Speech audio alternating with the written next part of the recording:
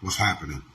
It's Ra again, Rashawn, whichever you choose, and I got a message for entertainment purposes only. Listen, my people, we just got to be honest with ourselves. Ask yourself questions. Ask yourself. One of the questions that we should be asking is, am I able to recognize a healthy connection? We got to ask ourselves that. Ask ourselves questions.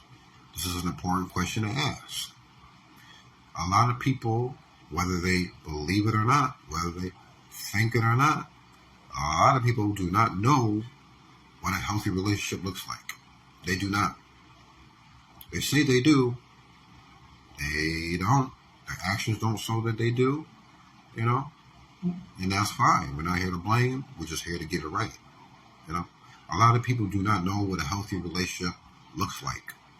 And like I said, it's not to blame. Because for many, how could they?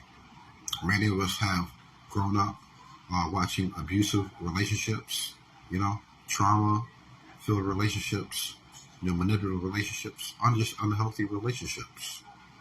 A lot of people have experienced unhealthy relationships, primarily in childhood. And many of us have our own experiences with unhealthy relationships, So we got to ask ourselves, am I able to recognize a healthy connection? And if the answer is no, that's fine. Because guess what? You're going to learn. That's the whole point of relationships, dating, stuff like that, is to learn, We all have had some crappy connections. We all have been through some, toxic, negative people that we probably, did, need to be around. But guess what? We learned. And those experiences are invaluable. And we take those experiences and we apply them into our new relationships so we can discern what is healthy, what is not, so we know what to, disregard. What to keep. But the thing is, a lot of people aren't doing that. A lot of people are just ignoring the red flags. A lot of people just don't care. That's their own priority. That's their own priority if they don't care or not. But